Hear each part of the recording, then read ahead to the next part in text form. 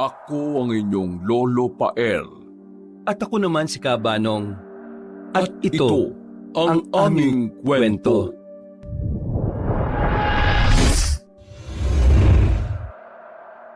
Magandang umaga, Aling Rosa. Ababa, mukhang busy na naman kayo ng anak mo ah. Ano bang tinatahi niyo ngayon? Ay, Luz! Diyos ko, kanina ka pa ba riyan? Pasensya ka na at hindi kita agad napansin. Heto, tinatapos lang namin ang uniforme ni Mang Cardo. Kumusta ka naman? Bihira ka na yata dito sa bayan ah. Oo nga po, Tia Luz. Parang 2 linggo na mula nung huli kayong dumaan dito sa amin ah. Galing ako sa Guimaras. Alam niyo na, umuwi muna ako sandali. Doon na kasi nakatira yung mga magulang ko eh. Dito naman ako sa bayan kapag may inaasikaso. Kaya medyo palipat-lipat ako. Ay, Gimaras! Matagal ko nang gustong makapunta dyan kaso hindi naman kami makaalis-alis dito sa bayan. At saka syempre, ay trabaho muna bago gala. Huwag puro trabaho, Aling Rosa. Hindi naman mali ang pagpunta ng Guimaras kahit 1 beses lang sa buhay mo. Maganda dun.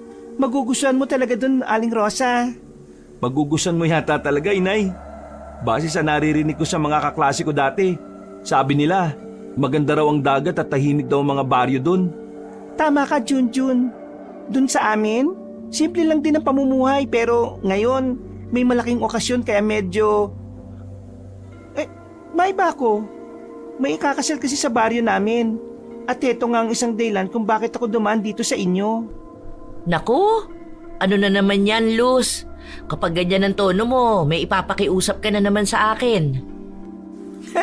Grabe ka naman sa akin, Aling Rosa. Parang hindi mo naman ako kaibigan. Alam mo naman, ito lang ang kabuhayan naming mag-ina. Kapag may natapos, may pang-ulam. Heto si Junjun, tinutulungan ako sa mga simpleng tahi. Ay, ang bait naman pala nitong si Junjun eh. Masyadong matulungin talaga sa nanay. Gusto ko lang matulungan si Inay, Tia. Medyo mahirap tong tahi sa kwelyo kaya ako na gumagawa eh. Para makabawas na rin sa hirap ni nanay kahit papano. Ang sipag niyo talaga mag-ina. Pero Aling Rosa, kaya ako dumaan eh, hindi para umutang ha. May malaking balita ako para sa'yo. Hindi ba nasabi ko kanina na galing ako sa baryo namin sa Guimaras? May magandang pagkakataon dun para sa inyong dalawa. Ha? Anong pagkakataon naman yun? May ipapadala ka bang damit na ipapatahi? Ay Diyos ko, Aling Rosa. Higit pa sa simpleng pananahi ng karaniwang damit. Ano ba talaga yan, Luz? Sabihin mo na lang agad. May ikakasal sa amin sa susunod na linggo. Apo ng isa sa mga pinakamatandang pamilya sa baryo. May luma silang wedding dress eh. Usapan, pamana pa raw yun mula sa mga ninuno nila. Ang problema, kupas na, may mga punit at hindi kasya sa ikakasal. Ang kailangan nila ay mahusay na mananahi na makakagawa ng milagro. Wedding dress po. Parang mahirap ayusin yun. Lalo na kung luma na. Sobrang marupok ng tela nun, Tia. Tama si Junjun, Luz. Mahirap yon pero hindi naman imposible na maayos kahit papaano. Matagal na ako nagtatahi ng mga lumang barot saya at ibang bestida. Basta ang importante, may pasensya at oras. Kaya kong buhayin ulit ang damit kung ganon. Pero, bakit hindi kayo maghanap ng mananahi na taga roon na lang? Yun na nga ang problema. May mananahi pero hindi kumakagat sa alok. May sumubok pero hindi nakapasa. Sobrang importante kasi ng wedding dress na yun eh. Kaya ang iba, napipressure na sumubok ayusin. Isa pa, handa silang magbayad ng malaki. Malaki nga ang bayad. Pero Luz, malayo yun. At saka paano naman ang gastos namin? Wala pa kaming pamasahe para makapunta sa Guimaras. Yan lang ba ang problema mo, Rosa? Paano naman ang tutuluyan namin? Pagkain. Naiisip ko pa lang ang gastos kahit malaki ang bayad. Naku, napapaatras na ako. Ay, sus Mariosep. Yan lang pala eh. Huwag ka mag-alala, Aling Rosa. Libre na ang tutuluyan ninyo. Pati pagkain. At Aling Rosa, malaki ang bayad kapag naayos nyo ni Junjun. Hindi ko alam kung gaano kalaki pero tsak na higit pa sa karaniwan yung kinikita dito sa mga tinatahi yung mga uniforme. Libre naman pala po ng tutuluyan, inay eh. Tapos may pagkain pa. Aba, parang magandang pagkakataon po ito. Hindi naman sa tinatanggihan ko yung pagkakataon, ano. Pero alam mo naman, hindi kami sanay bumiyahe ng malayo. Saka baka mahirap dalhin ang gamit. Alam ko, kaya nga sasamahan ko kayo eh. At tutulungan ko kayong ayusin ng mga gamit. Hindi kayo mahirapan, Rosa. Isipin mo rin ang kikitain mo. Malaking tulong ito para kay Junjun. Lalo't balak niyang bumalik sa pag-aaral. Oo nga po, Nay. Naalala niyo po, kailangan ko ng pangmatrikula sa susunod na semestre. Baka ito na yung sagot sa problema natin. Hay anak. Oo, alam kong mahalaga yon. Wala na akong ibang hiling sa buhay ko kundi ang makapagtapos ka ng pag-aaral. Pero nag-aalinlangan pa rin ako. Ay naku, Aling Rosa. Doble o triple ng kinikita niyo sa isang buwan sa mga uniforme lang. Pera na hindi basta-basta makukuha mo dito ah.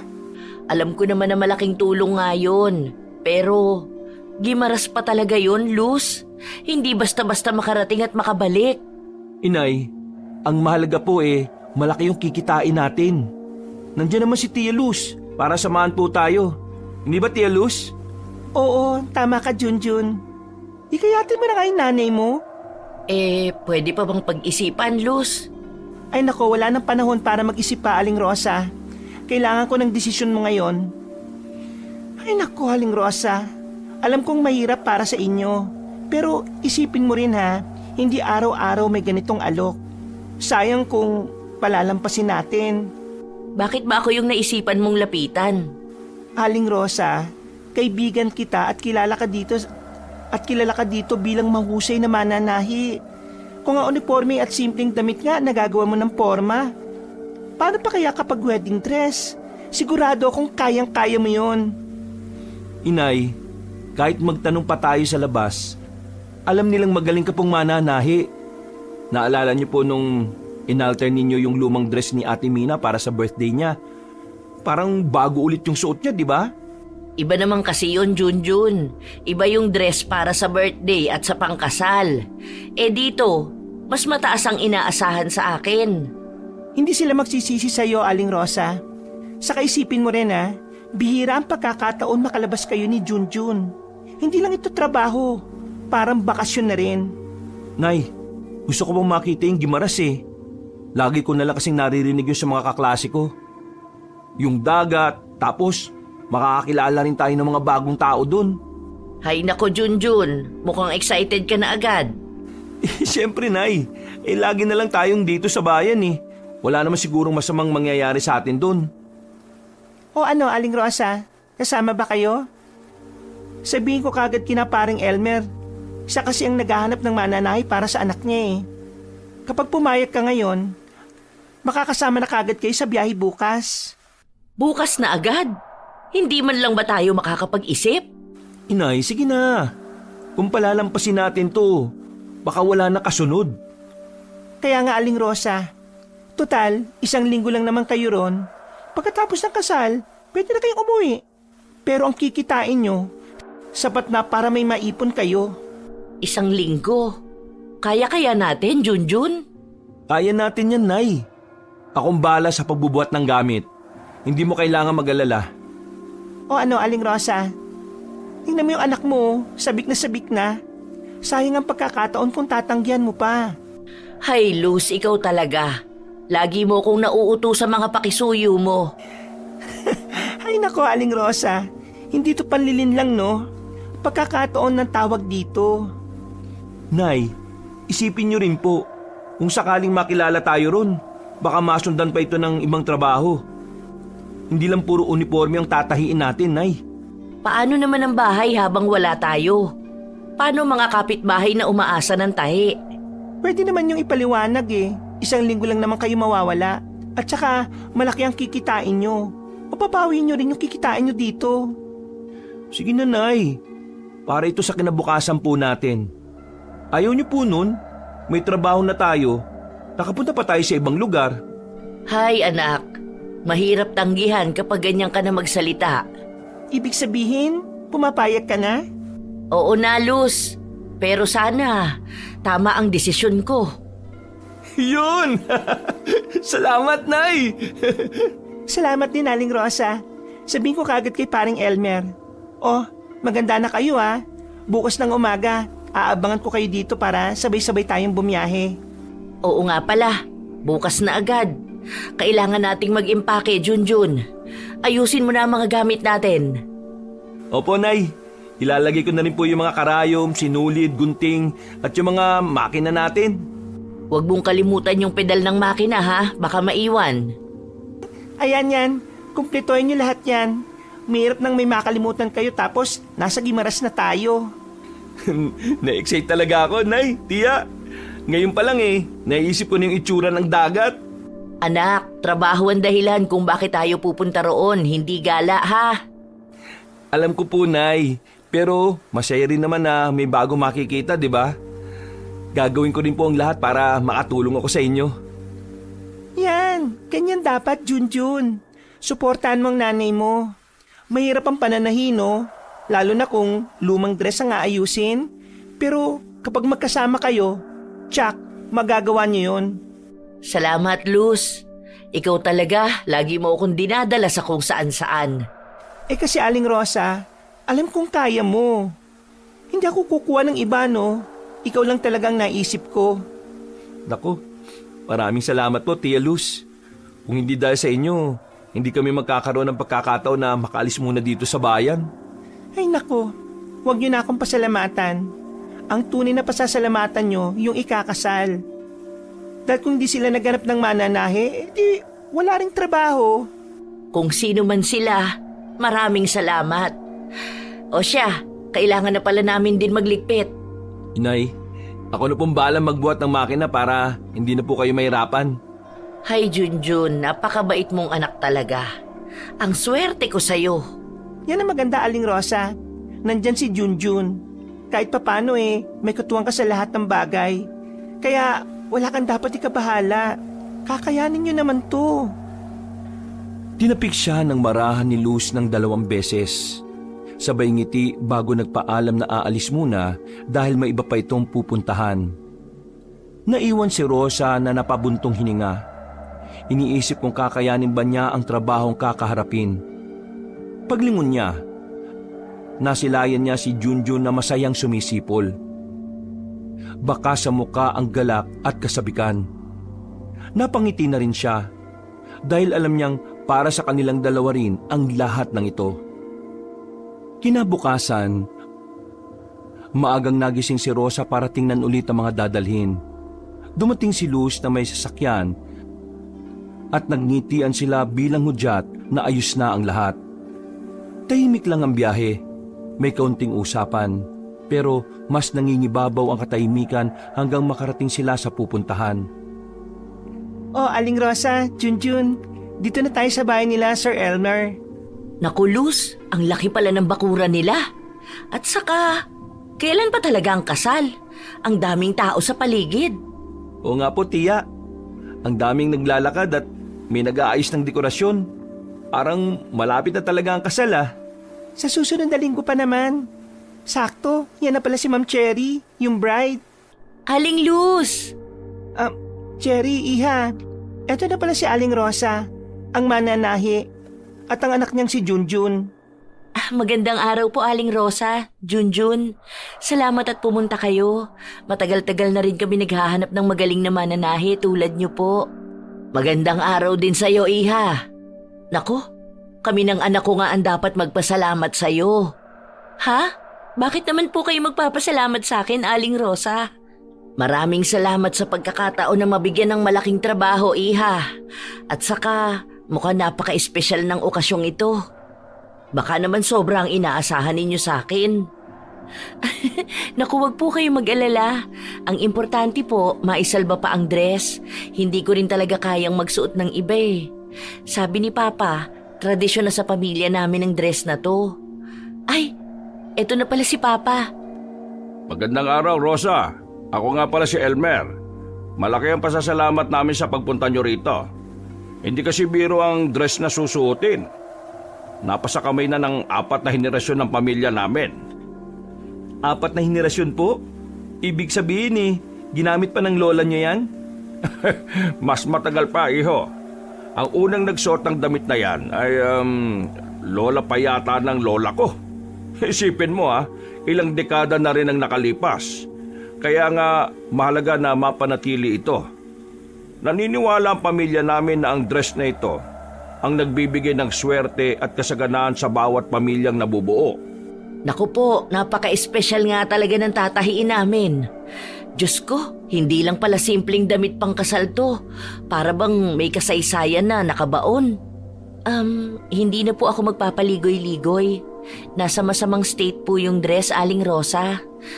Nung nakita ko po yung lagay ng dress, halos maiyak ako. May mga punit pa po, kupas na rin ang kulay. Pero malaki po ang tiwala ko na maisasalba niyo po yung dress. Kaya nga ikaw ang naisip ko, Aling Rosa. Alam kong hindi ka uurong sa ganitong hamon. Hay nako, Luz. Lagi mo talaga akong sinasalang sa malalaking hamon. Pero alam ko naman na kaya ko. Gagawin ko ang makakaya ko. Namin ng anak ko. Kaya po namin yan, Ma'am Cherry, Sir Elmer. Kung maayos niyo ang damit, paniguradong mapapanatag ang puso ng anak ko pati ng asawa ko sa langit. Alam mo, Rosa, sa bawat ikinasal sa pamilya namin na nagsuot nito, naging maayos ang kanilang buhay. Hindi sila naghirap, hindi nagkulang. Lagi silang pinagpapala. Kaya po ako nangangarap din. Sana kapag ako ang nagsuot, ganun din ang mangyari sa amin ng magiging asawa ko. Gaya nila mama at papa. Kung ganun hindi lang pala tela ang hawak ko kundi bahagi ng buhay ninyo. Kaya dapat doble ingat.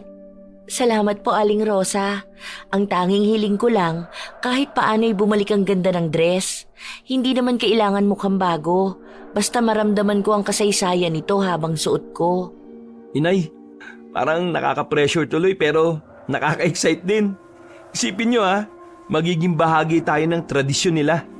Kaya nga kami natuwa nang pumayag kayong pumunta.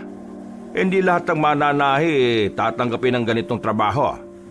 Mahirap at mabigat na responsibilidad. Kilala ko si Aling Rosa, Sir Elmer.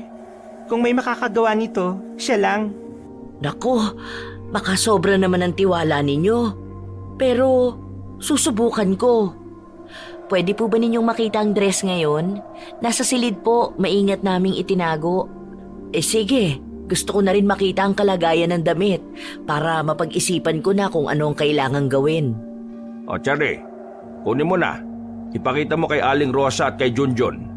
Opo, Papa. Sandali lang. Inay, ano kaya itsura ng dress, no? Baka sobrang luma na at mahirap ng tahiin.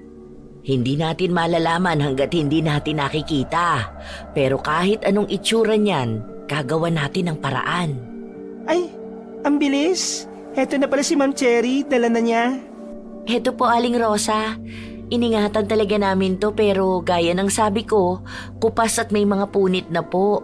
Hindi ko po talaga alam kung paano maibabalik ang dating ganda. Inay, tingnan niyo ang daming ang punit sa laylayan. Tapos, parang manipis na yung tela sa may dibdib. Oo nga, anak. Pero maganda pa rin ang tahi. Kita mo kahit ilang dekada na, buo pa rin ang pattern. Hindi basta-basta ginawa ito. Tama ka, Rosa. Ang nag-aayos kasi nito dati, isang kilalang mananahi sa Iloilo. Isa sa mga pinakamagaling. Kaya kahit ilang taon lang lumipas matibay pa rin. Pero kung wala po kayong gagawin, baka tuluyan ang masira kapag sinuot ko. Hindi, Iha. Kaya nga ako nandito. Gagawin natin lahat ng paraan para manatili ang ganda. May ilang bagay lang ako na kailangang linawin. Ano yon, Rosa? Kailangan ba ninyong mapanatili ang lahat ng bahagi, kahit yung halos hindi na kaya? O pwede kong palitan ng kaunting tela pero pareho ang disenyo? Kung ako po ang tatanungin, mas gusto ko pong mapanatili ang orihinal. Kahit hindi perpekto ang itsura, basta't alam kong yun pa rin ang damit pangkasal ng mga ninuno ko. Tama ang anak ko. Ang malaga, hindi mababago ang kasaysayan na dala nito. Kung kailangan ng palit, siguraduhin mong halos kapareho ha. Pero sana hindi mawawala yung orihinal na anyo. Sige, naiintindihan ko. Huwag kayong mag-alala, gagawin ko ng maingat. Inay, ako na po maghahanda ng mga gamit natin. Ilalabas ko na rin yung makina natin. May mga tela rin kami rito. Pati mga sinulid na maaaring magamit kung kakailanganin. Pero kung may dala kayo na mas maayos gamitin, bahala na kayo magpasya. O Aling Rosa, hindi ka ba natutuwa? Aba, magiging bahagi ka na ng kasaysayan ng pamilya nila. Hindi ko alam kung natutuwa ako o kinakabahan ba ako. Pero isa lang ang sigurado. Gagawin ko ang lahat ng makakaya ko. Salamat po talaga. Hindi ko alam kung anong mangyayari kung wala kayo. Siguro po, destiny na rin ito. Kaya nagkataon na umuwi si Tia Luz dito sa Guimaras. Destiny nga, iho. Sa paniniwala namin, lahat ng bagay ay may tamang oras at tamang tao. Baka kayo talagang nakalaan para sa trabahong ito. Naku, baka sobra naman kayong magtiwala. Pero salamat sa tiwala ninyo. Gagawin ko ang lahat para hindi masira ang tradisyon ninyo. Papa, pwede po ba silang manatili dun sa bakanting kwarto para sa guest? Dun sila pwedeng manahi para hindi sila maistorbo ng iba? Siyempre naman, anak. Rosa, doon na kayo tumuloy, ha? Malapit sa bintana. Maliwanag at tahimik. Doon yung magagawa ng maayos ng trabaho.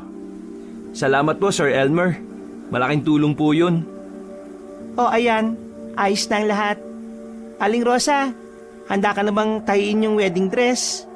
Handa na, Luz. Pero kailangan ko muna yatang magdasal. Hindi biro ang trabahong ito. Aling Rosa, kahit anong maging resulta, hindi ko makakalimutan ang ginawa ninyo para sa akin. Basta alam kong ginamit ko pa rin ang dress ng mga ninuno namin, sapat na yun. At kapag natapos ito ni Rosa, asahan mong hindi lang kami ang magpapasalamat.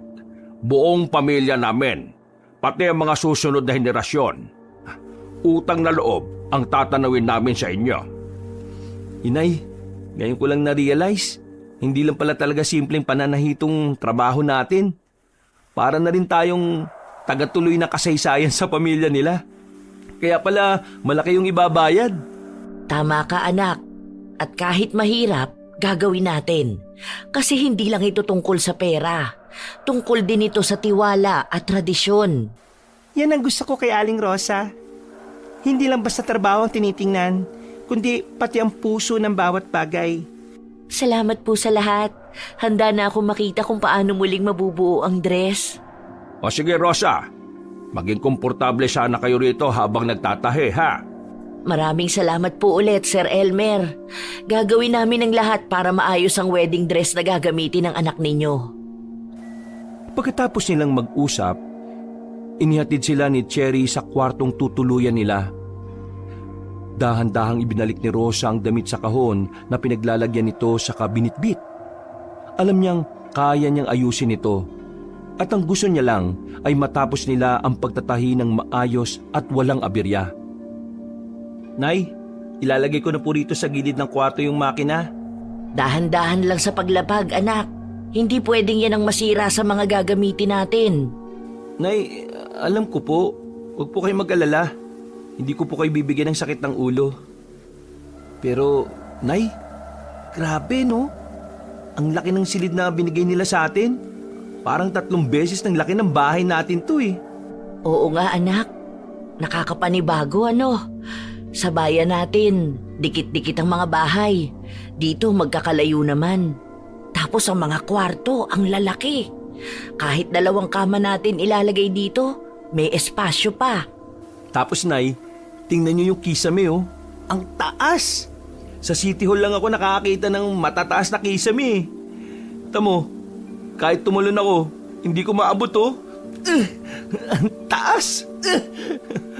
Oy, huwag kang tatalon dyan. Baka makabasag ka ng gamit. Naku, malalago talaga tayo. Nay, kalma lang po kayo. Malaki na ako. Alam ko po yung ginagawa ko. At saka, maingat naman po ako eh. Lalo pat hindi natin bahay to. Nakakatuwa lang po kasi. Malaki talaga ang bahay nila. Halatang may kaya sila sa buhay. Kaya nga ho siguro sabi ni Tia Luz, malaki ang kikitain natin dito. Kung ganito kalaking bahay nila, panigurado, hindi sila nagkukulang. Hindi lang basta mayaman. May pangalan din sila dito sa baryo nila. Opo, parang ibang mundo nila dito na eh. Ang ganda ng paligid pagdating natin. Hindi pa tayo nakakalibot pero ramdam ko, kakaiba ang Gimaras. Oo, at saka ang sariwa ng hangin. Hindi kasing init sa atin. Ang dami pang puno. Opo, paglabas ko nga kanina, nakita ko yung dagat mula sa malayo eh. Ang ganda! Bawat lugar may kakaibang ganda. Pero totoo, nakakaaliw dito. Sana makalibot tayo kahit saglit. Gusto ko rin, Nay. Kahit isang araw matapos yung trabaho, baka payagan tayo ni Ma'am Cherry na maglibot. Tingnan natin kung maaga natin matatapos ang trabaho. Kaya, tara na Junjun. Simulan na nating ayusin ang damit pangkasal. Malamang trabaho din yun. Inay, teka lang. Parang may kakaiba akong nararamdaman eh. Ano na naman, Junjun? Huwag mo sabihin kinikilabutan ka agad pagkatapos ma-excite. Seryoso, Nay. Hindi po ako kinikilabutan pero parang ramdam ko na may nakatingin sa atin. Nakatingin? Wala naman akong nararamdaman, anak. At saka, wala naman akong nakikitang tao sa paligid, lalo na sa labas. Baka iniisip mo lang yan.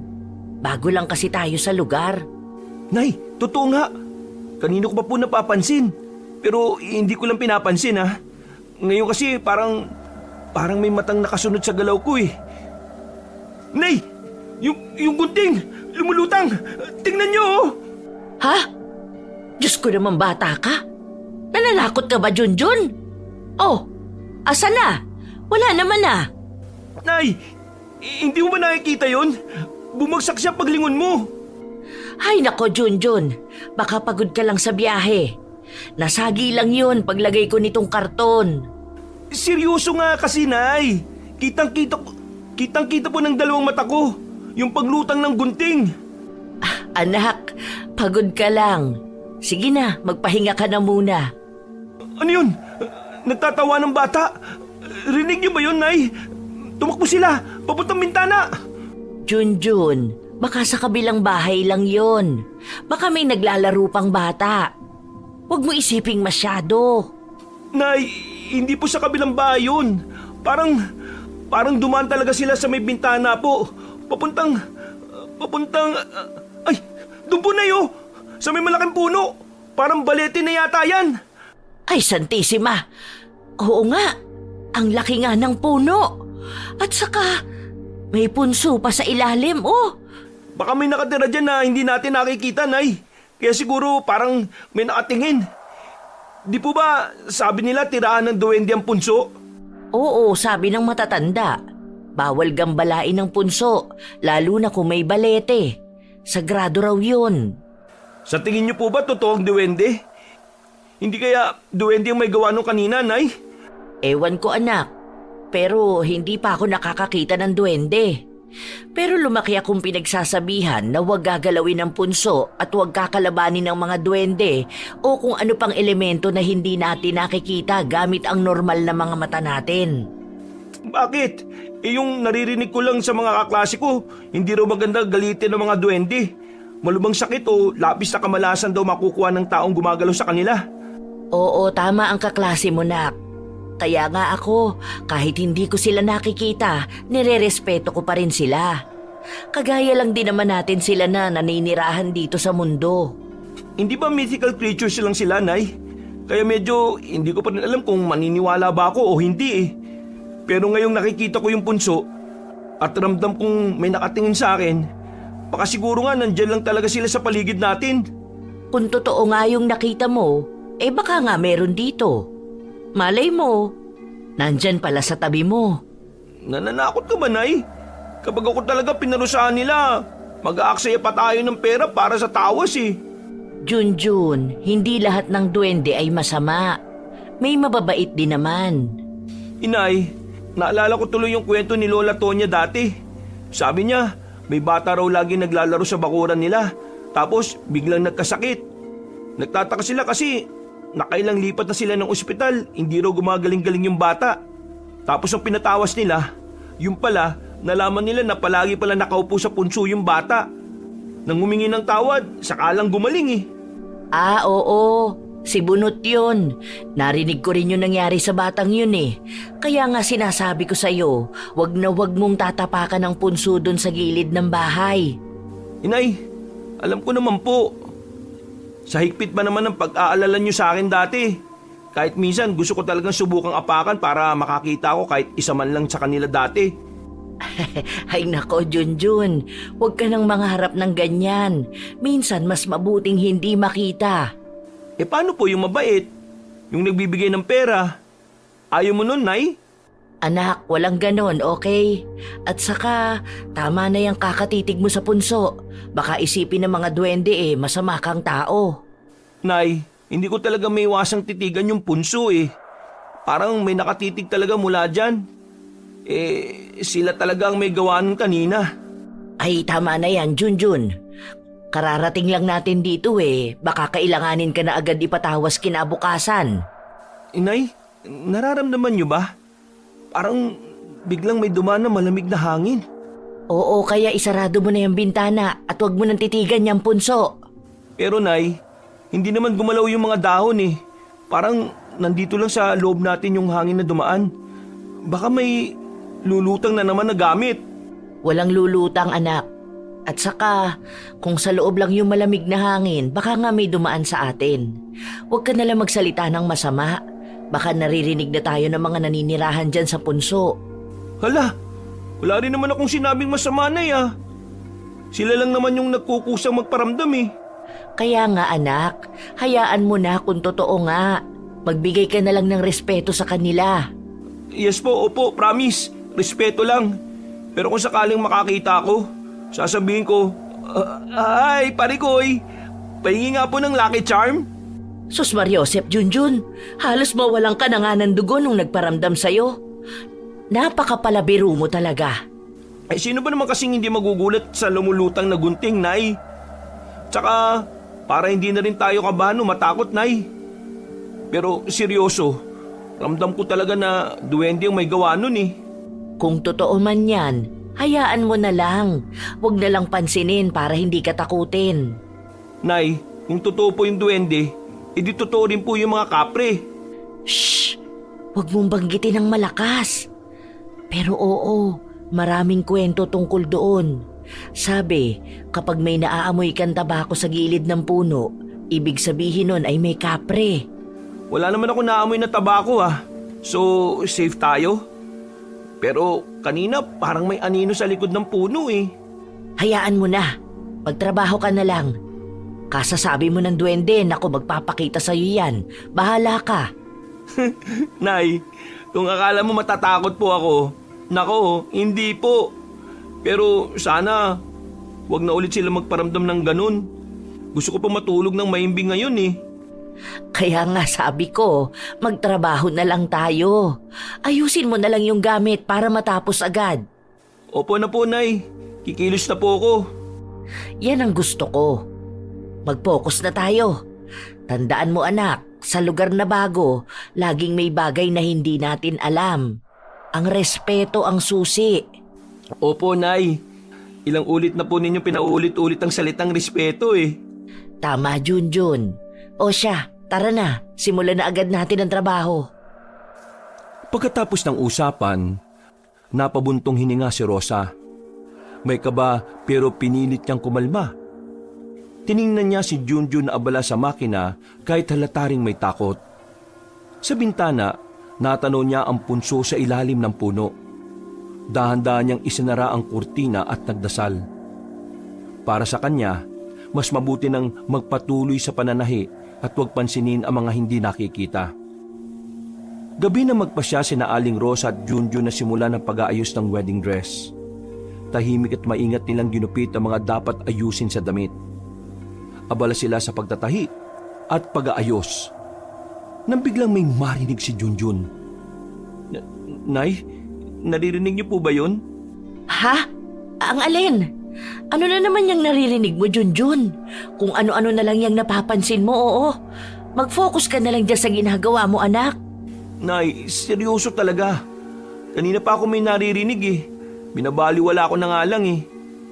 Kanina pa may kumakalis ko sa may pintuan. Para bang may naglalakad. Baka naman daga lang yun. Normal lang sa mga bahay yun. May daga bang mabigat ang yabag? Nay naman, nasabi ko po sa inyo, may nakamasid talaga sa atin. Kanina ko pa po napapansin yun eh. Alam mo, Junjun, tigilan mo na yan. Kapag iniisip mo ng iniisip, lalo ka lang matatakot. Ay, di ko naman gustong isipin yung napapansin ko na eh. Pero dinig na dinig ko talaga yung yabag. Parang tumatakbo. Anak, tayong dalawa lang ang nandito. Kumalma ka lang dyan. Halika, tulungan mo muna akong tahiin ito. Ay, okay. Susuko na ako sa napapansin ko. Pero Nay, teka lang, narinig niyo po ba yung kalabog? Yung kalabog? Oo, narinig ko. Huwag mo na pansinin, pusa lang yun. Hawakan mo mabuti dyan, Junjun. Gugupitin ko na yung tela, ha? May naglalakad talaga sa bubong. Pakinggan nyo, Nay, oh. Pakinggan nyo. Sa bigat ng yabag na yan, hindi normal yan. Kalma ka lang. Huwag kang sumigaw, naririnig kita. Naririnig ko rin yun. Baka hayop lang talaga yun. Napaka-imposible naman pong hayop lang yun, Nay. At saka, parang may kuko na kumakaskas sa yero eh. Baka may kalabang pusa lang din. Ah, eto. Guntingin mo yan tapos lagyan mo ng pin. Nay, may naririnig ako. May naririnig akong tik, tik, tik, tik. Aha! Hindi ba yun yung sinasabi nilang aswang, Nay? Yung aswang na tik-tik? Sigurado ka ba dyan sa narinig mo, Junjun? Tumahimik ka. Huwag mo sabihin ng malakas. Oo nga po, Nay. Pakinggan mo po ng mabuti. Sus Mariosep! Oo nga! Tik-tik nga! Nay, kung totoo ngang aswang yan, paano kung pumasok dito? Ano pong gagawin natin? Anak, hindi tayo ang pakay niyan. Ang hinahanap nila, buntis. Buntis? May buntis ba rito? Hindi ko alam kung meron ba. Baka si Ma'am Cherry yung buntis. Pero hindi lang ako sigurado. Nay, dinig niyo ba? Kumakaskas na yung kuko sa bubong. Tama nga po kasi ako na hindi nga pusa yun, Nay eh. Oo na, Junjun. Isarado mo na lang ng maayos yung bintana at pinto. Opo, Nay. Ha? Ano yun? Nay, may anino. Tumalon mula sa bubong papunta sa balete. Huwag mo nang silipin pa. Hayaan mo na kung aswang man yun. Nay, paano nga hayaan? Hindi ba delikado sila? Oo, anak. Pero hindi tayo pumunta rito para sa aswang na yan. Pumunta tayo rito para sa trabaho. Alam ko naman po, Nay. Pero kung si Ma'am Cherry nga po ang buntis, siya ang pake ng aswang na yun. Kailangan bang sabihin natin to sa kanya? Naku, masama sa buntis ang ma-stress, anak. Kapag nalaman niya yan, mag-aalala yun. Sasabihin natin kay Sir Elmer. Mas mabuti yung tatay niya ang makakaalam. Nay, may kalabog ulit. Ang bigat ng yabag. Bilisan mo, maghanap ka ng asin at bawang doon sa kusina. Tapos ilagay mo agad sa gilid ng pinto at bintana. Sige po, Nay. Pero dapat bang tawagin natin sila Sir Elmer? Huwag na muna. Sa ngayon, itaboy na lang muna natin ang aswang. Ay, pero Nay, paano kung sapilit ang pumasok? Ano pong gagawin natin? Kung sapilit ang pumasok, ipapaalam na natin kila Sir Elmer. Sa ngayon, importante na lagyan natin ng asin bawat sulok. Nalagyan ko na po ng asin ng ibang sulok, Nay. Ang sa taas, hindi ako pwedeng umakit na walang paintulot kanila Sir Elmer at Ma'am Cherry. Ayos lang yan, nak. Ang importante, ginawa natin ang pwede nating magawa. Nay, kung hindi po niya maswang si Ma'am Cherry ngayon, posible po bang babalik pa siya bukas ng gabi? Maaaring babalik, maaari din namang hindi. Hindi natin alam, Junjun. Bukas, ipapaalam natin kila Sir Elmer ang tungkol dyan. Putya, totoo nga pala talaga ang mga aswang. Akala ko gawa-gawa lang na matatanda para takutin ng mga bata eh. Magdamag na natiling alerto sina Aling Rosa at Junjun. Hindi malaman ni Rosa kung ano ang uunahin. Takot at pagod. Dumayo sila sa Gimeras para magtrabaho. Pero hindi niya inaasahan na may gugulo sa kanila sa gabing yon. Nang tuluyang tumigil ang pagpaparamdam ng aswang, nagpasya na lamang si Rosa na iligpit ang gamit at ipahinga ang katawan para makabawi ng lakas. Kinabukasan, Puyat pa si Junjun nang marinig ang katok sa pinto at agad niya itong binuksan. Si Aling Rosa na may maagang nag-umpisa. Gumuhit na ng pattern para sa damit na inaayos nila. Pagbukas ng pinto, nakangiti silang sinalubong ni Cherry. Magandang umaga po, Aling Rosa, Junjun. Kumusta po kayo kagabi? Nakatulog po ba kayo ng maayos? Kasi po... Anong kasi? Opo, Ma'am Cherry. Nakatulog naman kami ng maayos. Medyo nanibago lang sa lugar. Nay, paano yung nangyari kagabi? Ano pong meron? Tumahimik ka muna, anak. Pasensya ka na, Ma'am Cherry. Naninibago lang din po talaga si Junjun sa lugar. Naiintindihan ko po, Aling Rosa. Kahit ako, mahirap din makatulog agad-agad kapag naninibago sa lugar. Pero buti naman po at maayos po kayo dito sa kwarto. Oo, maayos naman po. Maraming salamat po ulit sa kwarto. Ma'am Cherry, magtatanong lang sana ako kung okay lang po. Ha? Okay lang naman po, Aling Rosa. Ano po ba yun? Huwag po kayo mahihiyang magtanong sa akin at kay Papa. Maraming salamat, Ma'am. Magtatanong lang sana ako kung may buntis ba rito sa bahay. Po? Bakit niyo po natanong, Aling Rosa? Nay, sabihin na po kasi natin. Tutal, karap na po natin si Ma'am Cherry. Pasensya na kung diretso ako mangusap, Ma'am Cherry. Kagabi kasi, may narinig kaming tiktik sa bubong. At kung tama ang hinala ko, baka aswang yun. At madalas kapag may buntis sa bahay, sila ang pakay. May aswang po kagabi? Opo, Ma'am Cherry. Si Junjun po yung nakapansin. Baka yung kasambahay niyo po yung pakay ng aswang.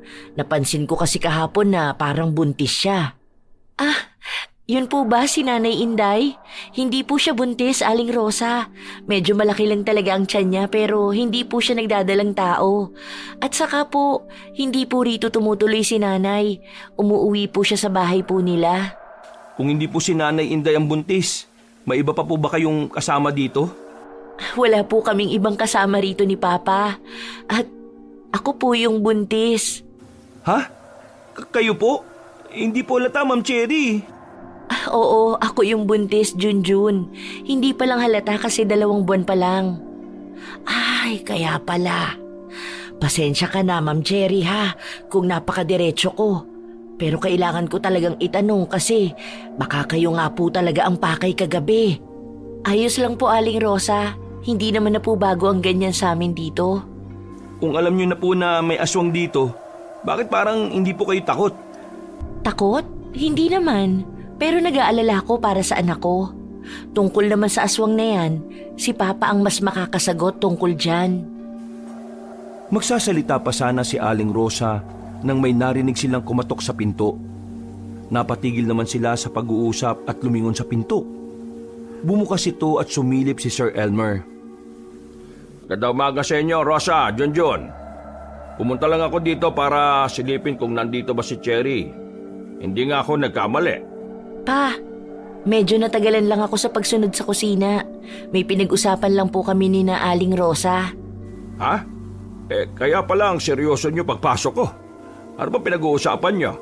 Tungkol po sa tiktik na gumagambala po dito sa atin, Pa. Totoo po bang sanay na kayo sa aswang, Sir Elmer? Ay, oo, Junjun. Hindi na bago sa amin yan dito sa probinsya.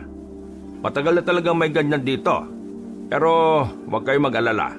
Hindi naman yan basta-basta nakakapasok dito sa bahay. May pangontra naman kami. Pero, Sir Elmer, ibig sabihin, matagal na talaga nagpaparamdam sa inyo yung aswang na yon?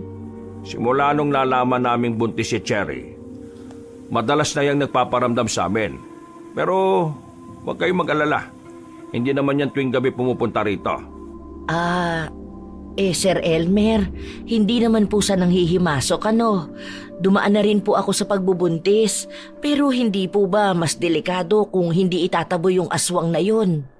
Huwag ka mag-alala, Rosa. Dumaan na rin sa pagbubuntis ang yumao kong asawa. At tulad kay Cherry, inaaswang din kami dati. Kaya maraming salamat sa pag-aalala para sa kapakanan ng anak ko.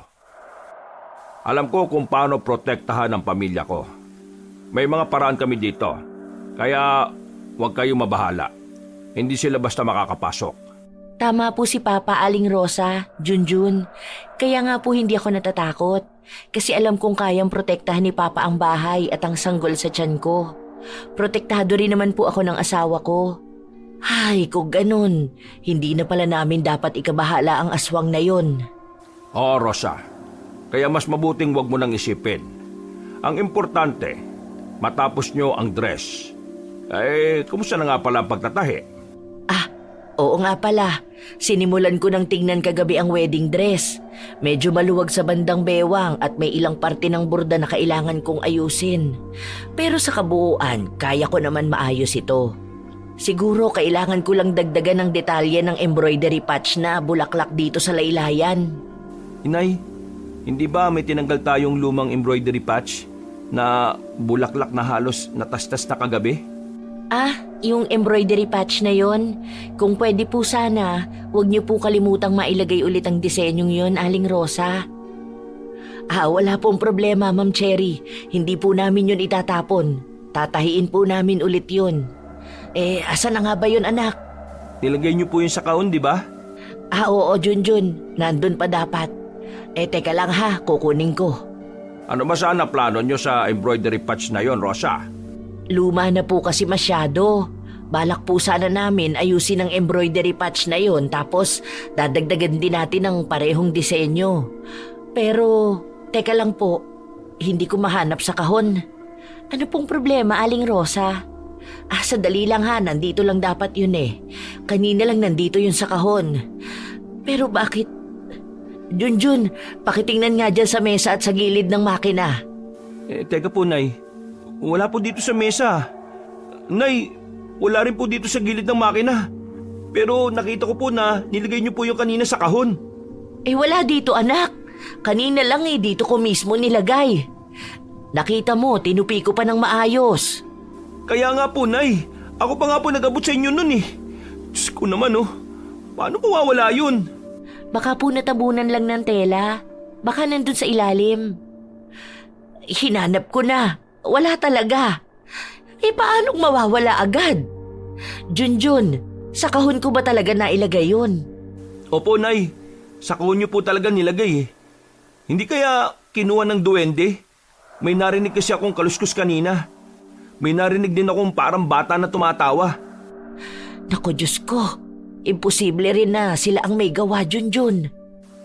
Nay, anong gagawin natin? Mukhang importante pa naman talaga yun. Rosa, Junjun, kumalma lang muna kayo. Kung totoo ngang nawawala yung embroidery patch, huwag kayo mag-alala. Paanong hindi mag-aalala, sir? Importante pa naman yun. Kung totoo nga yung narinig ni Junjun na kalusko sa tawanan kanina, mukhang alam ko na kung sino ang nagtago. Hindi na bago sa amin yan dito. Ano pong ibig niyong sabihin, Sir Elmer? Alam niyo ba kung sino ang kumuha? May ideya na ako. Pero wag na muna natin pag-usapan. Ang malaga, hindi nawawala ang damit pangkasal. Alam ko kung paano ibabalik ang nawalang disenyo. Pero Sir Elmer, paano kung hindi na bumalik? Paano kung nakita nga pero sira na? Hindi sila ganon, Junjun. Sir Elmer, hindi ko mapigilan ang kaba ko. Kanina lang maayos pa ang lahat. Tapos ngayon, bigla na lang nawala. Parang may gustong magparamdam. Hindi mo kailangan magpanik. Mas mabuting magtiwala ka na alam namin ang nangyayari dito. Hindi to bago sa amin, kaya kumalma ka lang. Opo, Aling Rosa. Huwag po kayo masyadong mag-alala. Gusto ko po maging magaan ang loob nyo habang tinatapos ang dress. Basta't nandito kami ni Papa, walang masamang mangyayari. Ay, Diyos ko, sana naman hindi kami masisante. Nay, sigurado ko, yung duwende siguro yun. Ramdam ko kahit mahirap pa paniwalaan eh. Kung ganon, Sir Elmer, sana totoo ngang babalik yung embroidery patch. Kasi kapag hindi ko matutuloy ng tama ang disenyong gusto ng pamilya nyo. Babalik yan, Rosa. Kung mas nag-aalala kayo na magagalit kami ng anak ko, huwag kayo mag-alala. Hindi kami magagalit dahil lang sa embroidery patch na yan. Ang importante ay ang wedding dress. Pero alam ko naman na babalik yon. Ay, sana nga talaga bumalik. Huwag na po muna natin yung isipin, Aling Rosa, Junjun. Kumain na po muna tayo. Tahimik lang na sumunod si Aling Rosa kasama si Junjun papunta sa kusina.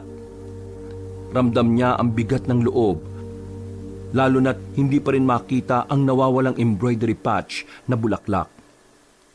Pilit siyang pinapakalma ni Ma'am Cherry at Sir Elmer na baka raw mamaya o bukas ay kusang bumalik yon. Pinayuhan pa silang ituloy na muna ang ibang parte ng pananahi. Kahit may mga salitang nakakapawi ng kaba, hindi pa rin ganap na mapalagay si Aling Rosa. Buong araw hanggang gabi, habang tahimik na nagtatahi, paulit-ulit niyang idinarasal na muling lumitaw ang embroidery patch na nawala. Kinabukasan, mabigat pa rin ang loob ni Aling Rosa dahil hindi pa rin bumabalik ang embroidery patching dress. Naiisip niya na baka hindi na talaga ito mahanap. Balak na sana niyang puntahan sina Sir Elmer para magtanong nang biglang may kumatok sa kwarto nila. Pagbukas niya ng pinto, bumungad ang mag-ama na parehong seryoso ang muka. Aling Rosa, Junjun, may sasabihin po ako. Ano po yun, Ma'am Cherry? Teka, kinakabahan ako sa tono mo, Ma'am.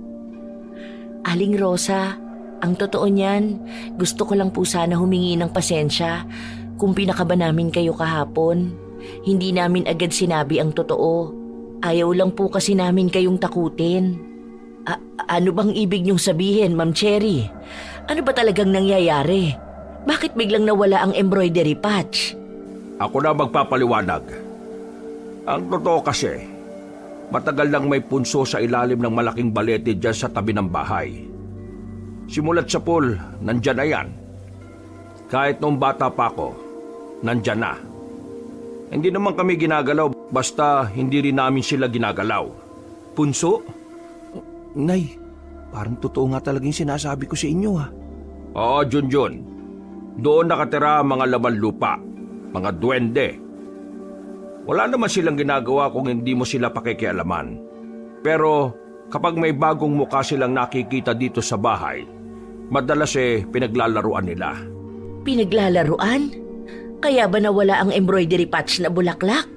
Posibleng oo, Rosa. Hindi talaga basta nawawala ang mga bagay dito sa bahay. Madalas, nililipat lang nila ng lugar o itinatago. Parang gustong ipakita na may kapangyarihan sila. Pero bakit naman ang embroidery patch pa? Napakahalaga nun para sa wedding dress. Kung hindi mababalik, paano na? Huwag kayong mag-alala. May paraan para maibalik yun. Ang dapat lang gawin ay magdala ng pagkain sa punso at magdasal. Ibigay natin ang magalang. Parang handog po, kumbaga. Handog? Anong klaseng pagkain naman ang kailangan nila? Ay, Diyos ko. Wala pa kaming pambili ng handog, Ma'am Cherry. Huwag kayong mag-alala. Kami nang bahala sa pagkain. Karaniwan namin binibigay sa kanila ay bigas, kaunting ulam at prutas. Kahit ano basta malinis at may respeto. Huwag lang babawasan o dudungisan. At habang inaalay, magdasal kayo na ibalik sana nila ang kinuha. Totoo po ba talaga yan, Sir Elmer? Parang ang hirap naman po paniwalaan eh. Tumahimik ka na lang, Junjun. Kung ito ang nakasanayan nila rito, sundin na lang natin. Wala namang mawawala at wala tayong magagawa. Ang importante, ibabalik nila ang embroidery patch. Pasensya na po talaga kung hindi agad namin sinabi, Aling Rosa. Ayaw lang namin kayong takutin. Saka akala po namin isasauli po nila agad. Oo, at saka sanay na kasi kaming isasauli nila kagad. Nakaligtaan kong bagong mukha pala kayong dalawa dito kaya kailangan nyo mag-alay. So, kailangan namin mag-alay para makilala nila kami? Oo, Junjun. Pagkatapos nun, isasauli na nila yung tinago nilang embroidery patch. At hindi na kayo gagalawin at maglalaruan. Kung yun ang kailangan, gagawin namin. Mas importante ang matapos ang damit pangkasal na gagamitin ni Ma'am Cherry. Salamat po talaga, Aling Rosa. At pasensya na rin kung nadamay pa po kayo sa problema. Ay hala, wala po yun Ma'am Cherry. Hindi naman po siya problema.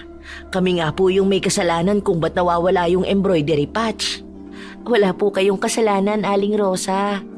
O siya, yung mga pagkain na iaalay, naroon na sa mesa, Rosa. Alis muna kami ni Cherry ngayon ha, para asikasuhin ng ibang kailangan para sa kasal. Kayo na muna ang bahala rito. Alam kong kaya nyo yan. Sige po. Kami na po ang bahala ni Inay. Sir Elmer, makakaasa po kayo sa amin. Naiwan na mag-ina sa harap ng punso. Huminga muna ng malalim si Aling Rosa bago inihanda ang pagkaing iaalay. Tumuloy naman si Junjun kahit papaano para matapos na agad ang gagawin nila. Nay, sigurado ba kayo rito? Hindi ba parang napaka-imposible naman po siguro nito? Anak, minsan walang masama na maniwala. At saka, kung ito ang tradisyon nila, susundin natin. Para na rin sa ikapapanatag ng lahat.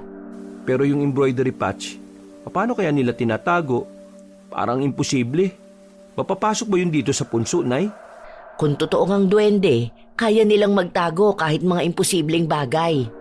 Ang mahalaga, makuha natin ulit yung embroidery patch. Ay, ano pa ba magagawa ko? Eto na po, bigas, kaunting gulay at prutas. Nay, saan ko ito ilalapag? Ilapag mo dyan. Dyan sa baba mismo ng punso. Ayusin mo, Junjun. Huwag magulo ang pagkakalagay. Kailangan malinis at maayos. Opo, Nay. Eto, okay na ba to? Nilagay ko na sa bilao. Saan tayo pupwesto? Dito mismo sa harap nila. Mas mabuting makita nila tayo malapit sa pagkain na binigay natin. Anong susunod na gagawin natin, Nay? Okay, tara na. Kausapin na natin sila. Ano pong sasabihin natin? Sabihin mo lang na hindi tayo kaaway. Nakikiusap lang tayo na ibalik nila ang kinuha nila kasi kailangan natin yun. Sige po. Magandang araw po. Kung sino man po kayo nakatira dito. Hindi po kami masama. Nandito lang kami para tumulong sa may-ari ng bahay. Kung may babalik niyo po sana yung embroidery patch na kinuha, lubos po kaming magpapasalamat. Ako rin, nagdarasal na sana ay maging payapa ang relasyon namin sa inyo. Wala po kaming masamang intensyon. Anong ginagawa niyo na sa ilalim ng balete? Ay, magandang hapon po. Ako po si Rosa at ito naman po ang anak kong si Junjun. Nirekomenda kami para tumahin ng damit pangkasal na gagamitin ni Ma'am Cherry. Magandang hapon po. Pasensya na kung medyo kakaiba yung ginagawa namin. May paliwanag po si Sir Elmer dito. Naintindihan ko. Ibig sabihin, pinaglalaroan kayo ng mga taga-punso. Hindi na yan bago dito kapag may bago dito sa bahay nila, Cherry. Ganun na nga raw. Kaya nag-alay kami para ibalik yung nawawalang bagay sa amin. Siguro nga yung embroidery patch ang napili nilang pagdiskitahan. Pero tama yan. Mabuti't sinunod nyo kaagad. Kung hindi, baka lalo pa kayong pagdiskitahan. At saka, hindi lahat ng tao marunong makisama sa kanila. Paano niyo po nalaman na embroidery patch ang nawawala? Halata kasi sa inyo. Kita ko sa mga mata nyo ang kaba. At saka, matagal na akong sanay sa mga ganyang laro ng taga-punso. Kilala na ba kayo ng mga taga-punso? Oo, matagal na. Dito na ako tumanda kaya kilala na nila ako. Kaya kahit minsan kung may mawawalang gamit, isasauli rin naman nila maya-maya. Ay, buti naman pala kung ganun. Nakakapanatag ng loob na marinig yan. Oo, kaya kumalma lang kayo. Mamaya ibabalik na nila yon. Panigurado yan. At saka, kayo pala yung bagong mananahi rito. Paano yan? Marami pa kayong trabahong gagawin lalo pat nawawala pa yung embroidery patch. Ayun na nga yung problema. Pero malaki-laki na rin naman yung naaayos namin ng anak ko. Alam nyo, marunong din akong manahi. Kung gusto nyo, maaari akong tumulong. Talaga po? Pero hindi kaya magtaka si na Ma'am Cherry kung bigla kayong sumama? Huwag kayong mag-alala. kilala na ako ng pamilya nila. Tumutulong din kasi ako sa kanila. Nakakahiya naman sa'yo. Ah, nakalimutan ko palang magpakilala. Ako si Linda. Linda, nakakahiya naman sa'yo. Baka masabihan kaming hindi namin kaya ang pinapagawa nila Ma'am Cherry. Hindi yan. At saka tutulong lang ako ng libre para lang talaga mapabilis ang trabaho ninyo. Hindi madaling mag-ayos ng antigong dress. Opo, totoo po yan, Nay. Ang dami pang sira at may mga detalye pa tayong kailangang gawin. Sige Linda. Kung libre lang naman at kilala na kayo nila Ma'am Cherry baka mas makatulong ka nga sa amin. Maraming salamat ha. Walang anuman. Basta kapag kailangan nyo ng dagdag kamay, sabihin nyo lang. Lagi lang akong nasa likod ng bahay nila Cherry. Sige po, maraming salamat po ulit. Mabuti. O siya, iiwan ko na kayo para maituloy na ninyo ang ginagawa ninyo. May hinatid lang din kasi akong gamit dito para sa kasal. Mauna na ako. Maraming salamat ulit Linda. Nay, sa tingin nyo, ibabalik ba talaga ng mga duwende yung embroidery patch? Sana nga anak. Ginawa na natin ang parte natin. Ang natitira na lang ay magtiwala. Pero parang ang hirap isipin na mga duwende yung kumuha ng embroidery patch eh. Kanina ka pa ganyan, Junjun. Puro ka na naman na may nararamdamang nakamasid. Ano ba talaga? Ewan ko, Nay. Kapag nakakita ko, maniniwala ako. Kung ganun, hindi ba delikado para kay Ma'am Cherry na ikasal dito kung may mga ganong nilalang? Hindi naman. Kung matagal na sila rito at hindi nananakit, baka nagpaparamdam lang. At kung buntis si Ma'am Cherry, baka lalo siyang bantayan. Sana nga po. At sana matapos na rin natin agad itong pagtatahi nito. Gusto ko na pong makapasyal dito sa Guimaras eh. Kaya nga dapat ipagdasal mo na ibabalik na ng duwende ang embroidery patch. Nay, pinagdarasal ko naman po. Ayan, mabuti yan. O tara na, marami pa tayong tatapusin. Okay na ba talaga yung iniwan natin na pagkain? Nay, teka lang. Nay, tingnan nyo oh. Yung prutas, lumulutang. Ha? Ano? Grabe ka naman makahila, anak. Saan ba? Wala naman, Junjun. Huwag ka nga magbiro ng ganyan. Hindi po ako nagbibiro, Nay. Kanina lang, kita ko talaga. Umangat yung mangga palapit sa punso. Anak, baka namamalikmata ka lang. Pagod ka na siguro kaya kung ano-ano na yung nakikita mo. Pero Nay, totoo nga po. Nakita ko po talaga na lumulutang yung mangga. Ba't ayaw niyo po bang maniwala sa akin? Sige na. Oo na, tama na. Baka yung duwende na yun, tinatanggap yung handog natin. Magdasal ka na lang ulit para ibalik nila yung embroidery patch. Yun ang mas importante. Bago siya tumalikod, narinig pa ni Aling Rosa ang anak niya na si Junjun na nagmamaktol na totoo raw ang nakita niyang lumulutang na mangga. Napailing na lang siya. Totoo man o guni-guni lang yon, ang tanging hiling niya ay maibalik na nga ng mga taga-punso ang embroidery patch na tinago. Pagbalik nila sa kwarto, agad silang nagpatuloy sa pag-aayos ng damit. Tahimik na nag-iisip si Aling Rosa kung may babalik pa ba ng mga duwende ang nawalang embroidery patch. Kung hindi, handa na rin siyang gumawa ng ibang paraan. Kinagabihan, parehong abala sina Aling Rosa at Junjun. Siya sa pagtatahi at si Junjun naman sa pag-aayos ng ilang detalye. Ilang sandali pa, biglang napatigil si Junjun nang may mapansin mula sa labas ng bintana. Nay! Nay! Tumingin ka po sa labas! Sa may punso! Dalian nyo, Nay! Ano na naman yan, Junjun? Huwag mo na masyadong takutin ang sarili mo. Nay, seryoso! Hindi ko po tinatakot ang sarili ko. Tumingin ka na lang po sa labas ng bintana. Ano na naman ba kasi ang... Ay, Diyos ko! Lumulutang na embroidery patch! Ay, Diyos ko! Yan na ba yung nawawalang embroidery patch? Kaya nga po sinabi kong tumingin kayo sa bintana, Nay eh. Totoo talaga yung nakita ko kanina. Lumutang nga yung mangga. Tinanggap nila yung handog natin, Nay. Ay, salamat sa Diyos! Binalik na nila yung embroidery patch, Junjun! Baka nakita po nilang wala naman tayong masamang intensyon, Nay. Grabe. Kaya pala may kung anong malamig na hangin kanina. Pero Nay, hindi pa kayo natatakot? Bakit naman ako matatakot, nak? Wala naman tayong ginagawang masama sa kanila. At saka, mas nangingibabaw sa akin yung ginhawa. Kahit papano, matatapos na natin yung dress na walang iniisip na iba.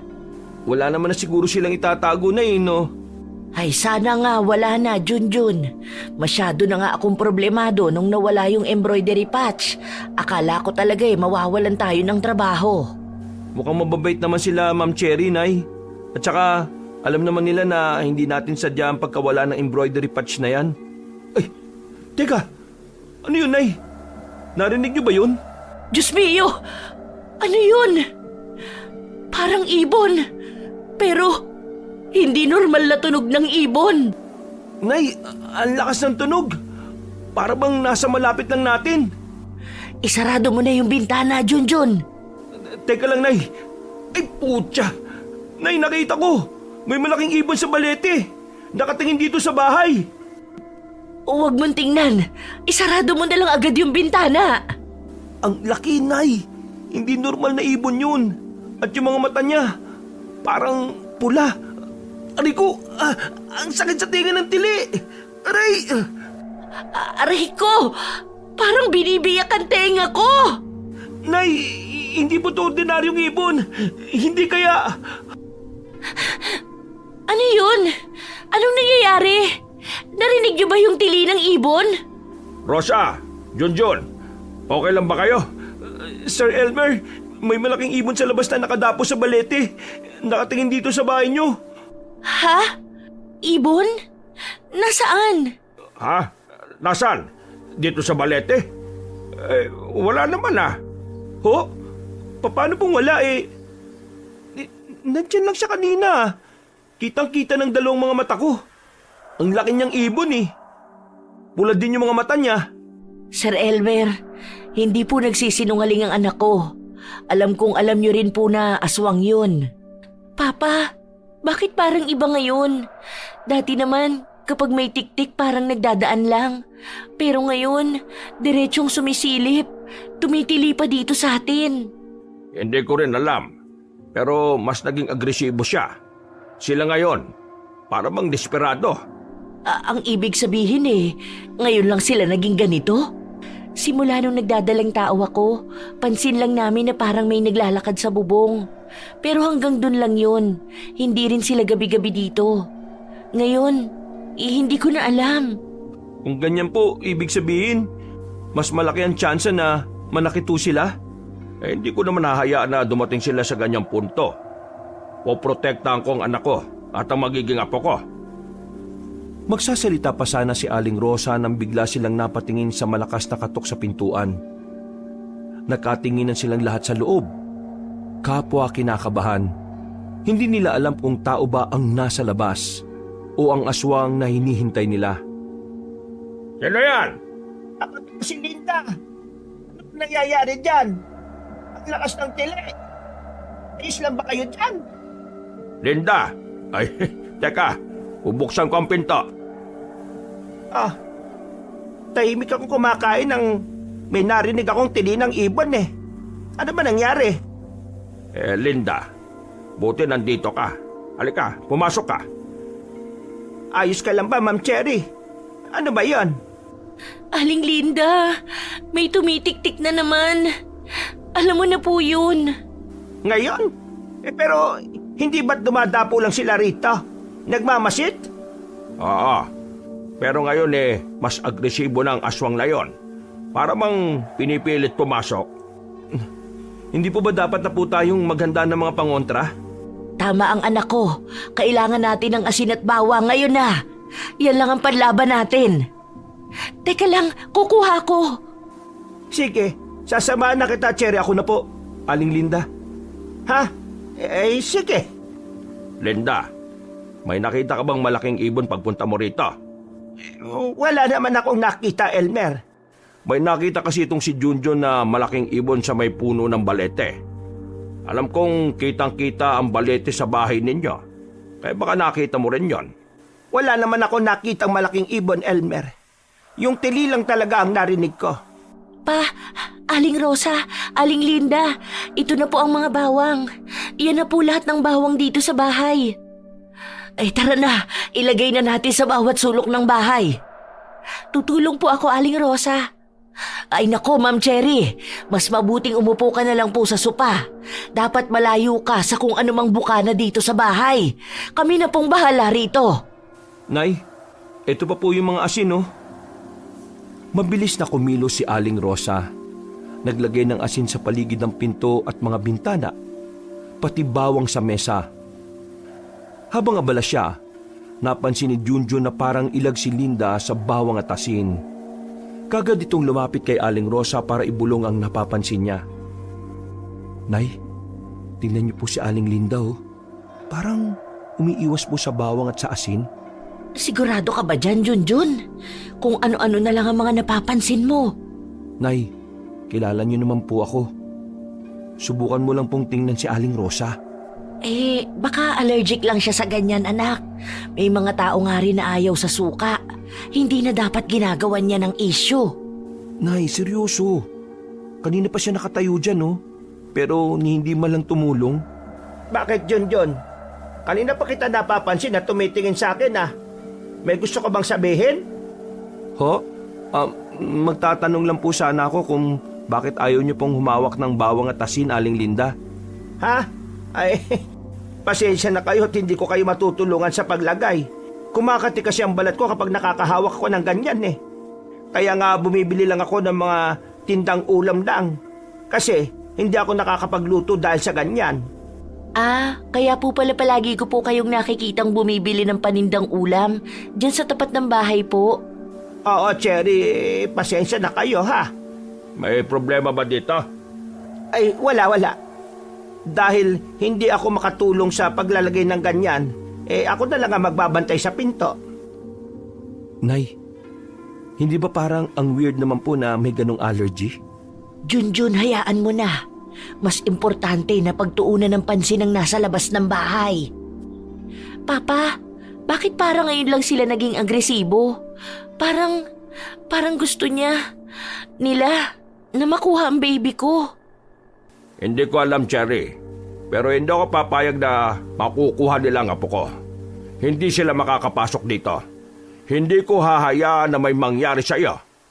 Inay, tingnan niyo po si Sir Elmer, oh. Halatang hindi na bago sa kanya to. Parang seryoso na yata ang nangyayari. Oo, anak. Pero kitang-kita ko, ngayon lang sila naghalit ng ganito. Aling Rosa, sapat na po ba yung mga bawang at asin? Huwag ka mag-alala, Ma'am Cherry. Nalagyan na namin bawat sulok. Ayan na naman yung mga kalis ko sa bubong. Diyos ko, nandyan na naman yung aswang. Hindi na pwede to. Lalabas ako. Titingnan ko kung sino o ano talaga yan. Sir Elmer, huwag po kayong padalos-dalos. Wala po kayong dala kahit anong panlaban. Sir Elmer, sasamahan na po kita sa labas. Elmer, baka mas delikado kung lalabas pa kayo. Baka mas mabuti na dito lang tayo sa loob. Hindi, Linda. Hindi na ako makakatiis. Gusto ko makita kung sino ang nananakot sa amin. Papa, please, huwag ka na lang pong lumabas. Kung hindi ko harapin ngayon, paulit-ulit na lang to. Basta, Sir Elmer, kung lalabas kayo, sasama ako para sigurado. Hindi, Junjun. Bata ka pa. Ako lang mag-isa ang lalabas. 23 years old na po ako, Sir Elmer. Hindi na po ako bata. Hindi ko kayo hahayaan na mag-isa sa labas. Junjun, huwag kang makulit.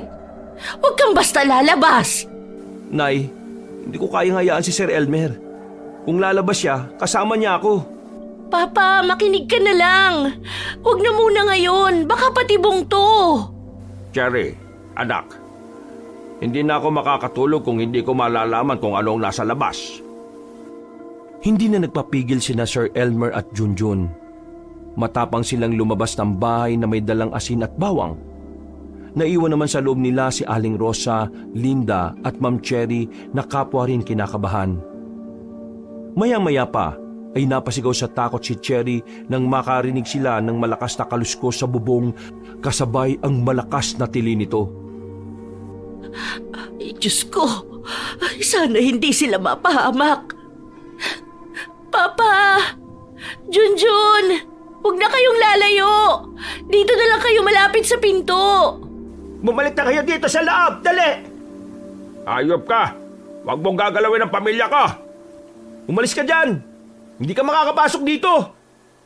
Umarap ka sa amin! Lumabas ka kung may tapang ka! Sir Elmer, yan siya oh, nasa bubong. Malaki, nakatingin sa atin. Umalis ka! Etong sa'yo, asin! Ay, Diyos ko! Natamaan siguro nila. Sumigaw yung ibon. Umalis na ba? Ayan, lumipad na palayo, Sir Elmer. Nay, umalis na siya. Nataboy namin. Hindi na siguro yung babalik. Oo nga po. At saka, pagtapon namin ng asin at bawang, umalis din kaagad nung natamaan eh. Salamat sa Diyos at umalis na. Mabuti na lang at umalis na siya. Sana'y hindi na siya bumalik. Babalik siya. Hindi pa tapos to eh. Pero ngayon, alam na natin kaya nating lumaban. Hindi na nila tayo matatakot. Mas mabuting magpahinga ka na, Ma'am Cherry. Kami na ang bahala dito. Hindi kami matutulog. Magbabantay kami habang nagtatahi. Magsasalita pa sana si Ma'am Cherry, ngunit agad na siyang pinigilan ni Sir Elmer. At pinayuhan na magpahinga na lamang. Masama sa buntis ang may stress. Nagpasalamat ng marami ang mag-ama sa tulong na natanggap nila bago umakyat sa ikalawang palapag. Naiwan naman sila Aling Rosa sa ibaba. Kahit nangingibabaw pa ang takot sa kanilang dibdib, pinilit nilang kumilos at magtahi. Tahimik na nanalangin si Aling Rosa na sana'y hindi na muling bumalik pa ang aswang nung gabing yon.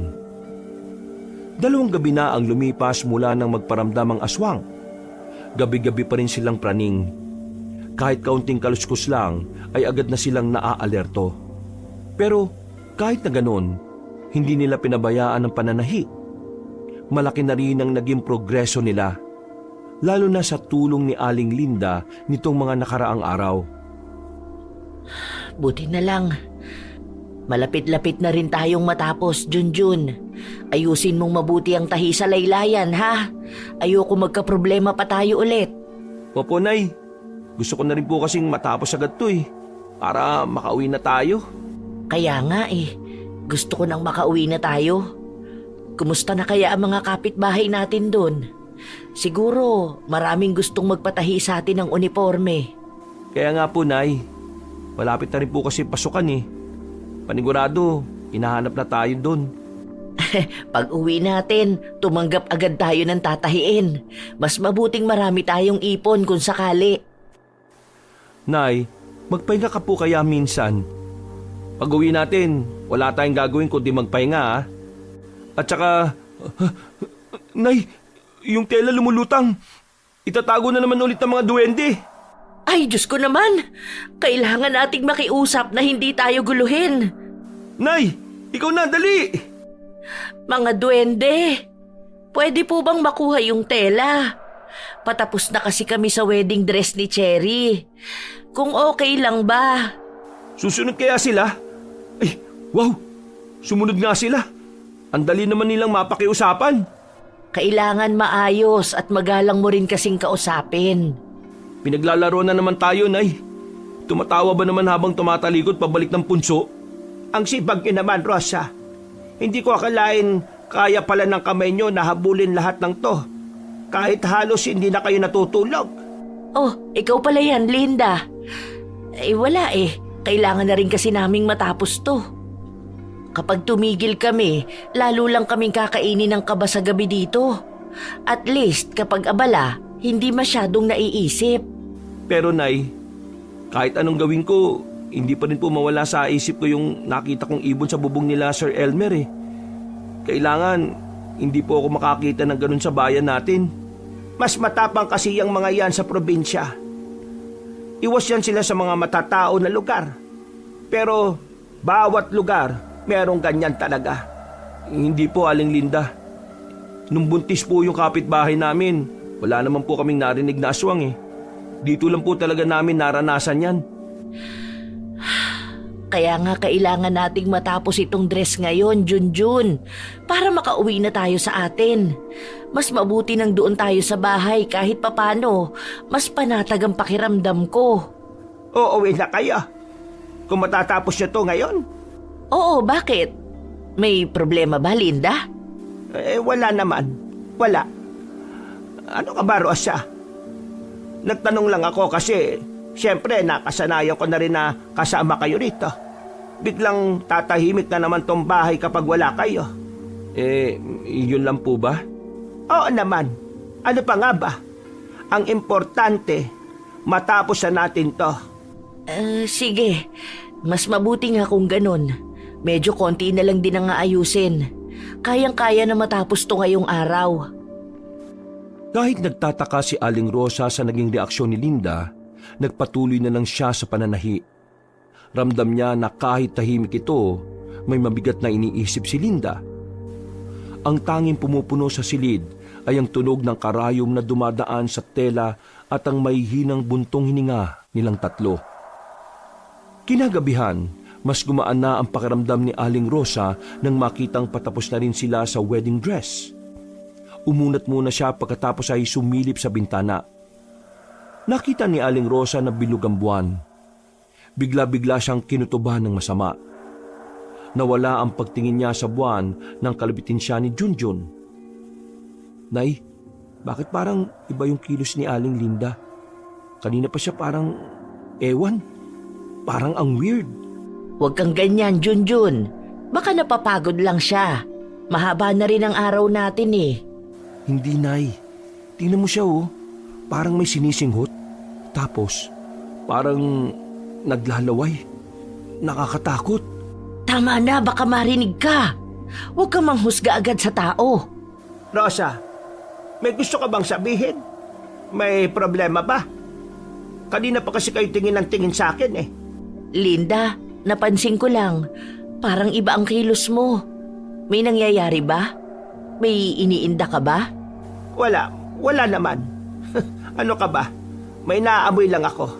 Naamoy? Ano naman po yun, Aling Linda? Naaamoy? Anong ibig mong sabihin, Linda? May pagkain. Ang bango. Parang gusto ko talaga matikman. Hindi ko mapigilan, parang ang sarap. Sabi ko na nga ba, Nay, hindi siya normal. Ano bang pagkain ang sinasabi mo? Pakilarawan naman, baka maamoy din namin yung naaamoy mo. Wala pala yon. Huwag yun na lang intindihin yung sinabi ko. Saan nga pala yung gunting? Aling Linda naman, naku-curious ako sa naaamoy mo eh. Ano po ba yun? Kanina ko pa po kayo nakikitang may inaamoy eh. Linda, sagutin mo na lang yung tinatanong namin. Ano ba talaga yung naaamoy mo? Kanina pa kasi kami nagtataka sa kilos mo eh. Sabi nang wala nga. Ayoko ng pag-usapan. Ibigay mo na lang sa akin yung gunting para makapagpatuloy na tayo. Nay, wag mo po ibibigay. Hindi ko po siya mapagkatiwalaan ngayon talaga. Junjun, huwag kang ganyan. Linda, sigurado ka bang ayos ka lang? Kanina pa kasi kami nag-aalala sa'yo. Ano ka ba, Rosa? Ayos lang ako. Wala kayong dapat ikabahala. Huwag niyo akong tinitingnan na parang may mali sa akin, ha? May mali talaga.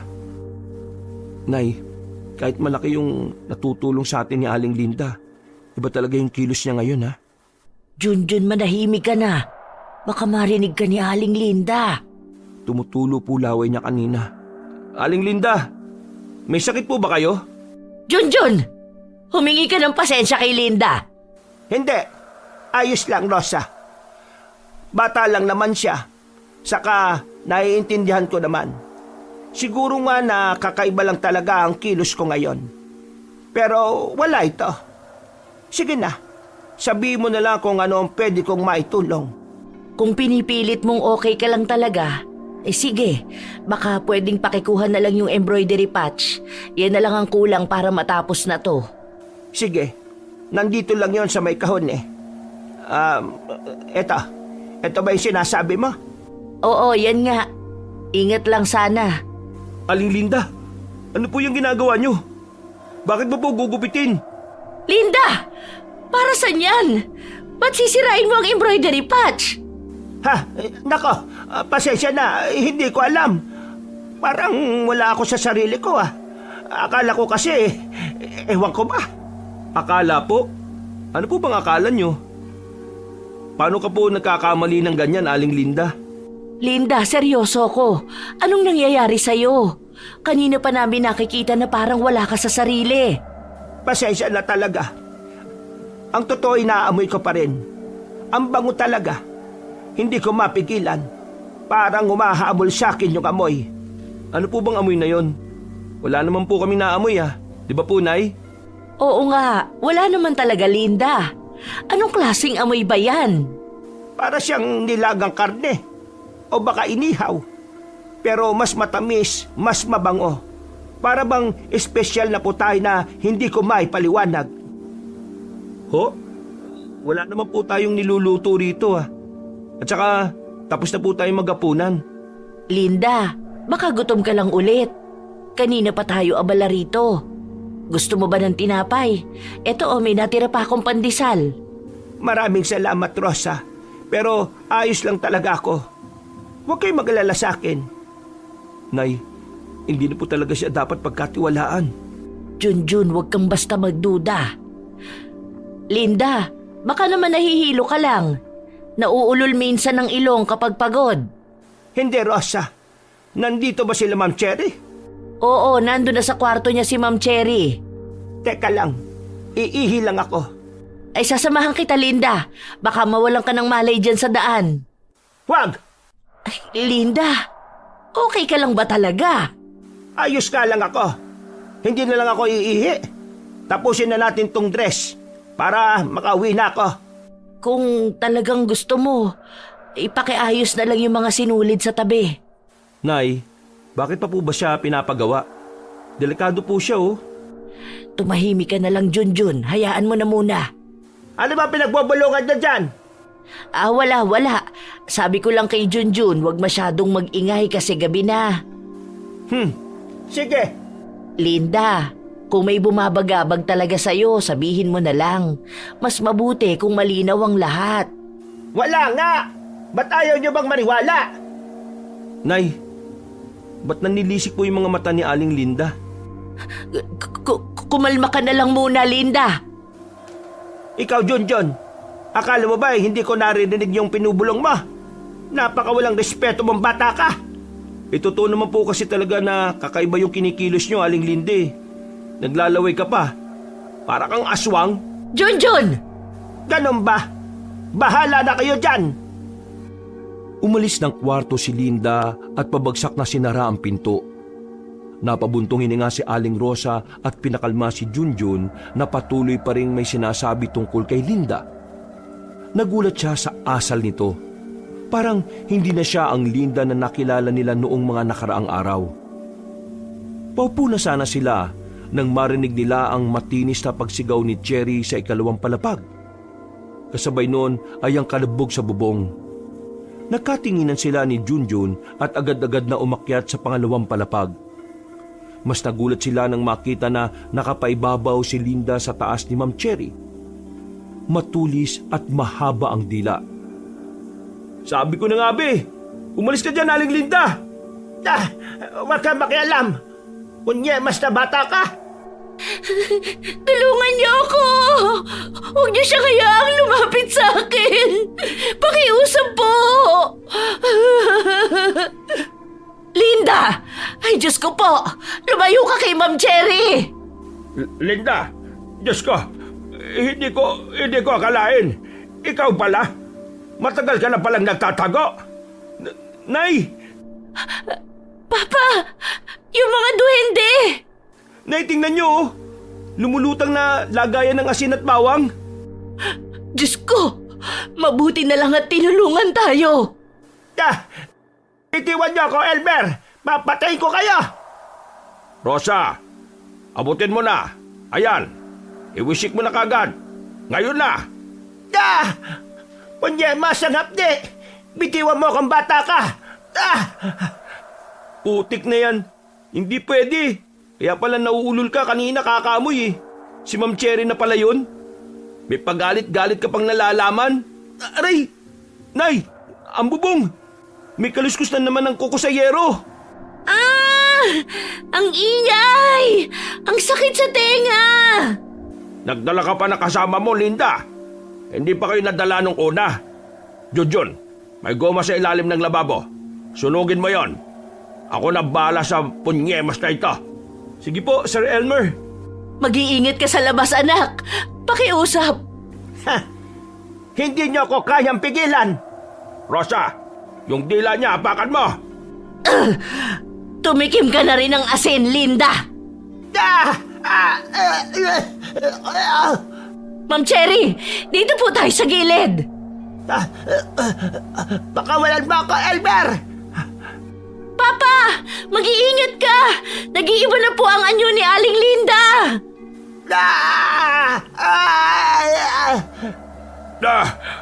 Punyemas, ang kamay ko. Rosa, sabuyan mo na kasi para magila. Linda, hindi ka makakawala. Tama na! Tama na sa asin! Sir Elmer, Diyos ko, dumudugo ka. Papa! Ang sarap! Ang init ng tugo! Gusto ko pa! Linda, nahihibang ka na talaga. Punyemas! Ang apte! Ang apte! Mga punyemas kayo! Nay, nasindihan ko na yung goma. Umalis na yung malaking ibon.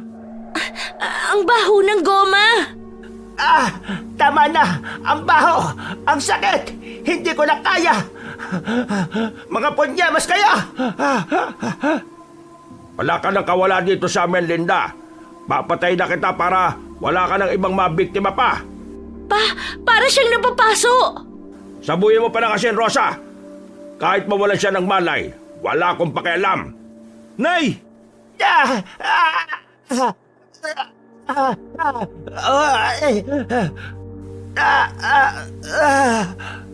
Nay, nawalan siya ng malay. Tingnan niyo, oh, hindi na gumagalaw. Totoo ba? Ay, Diyos ko!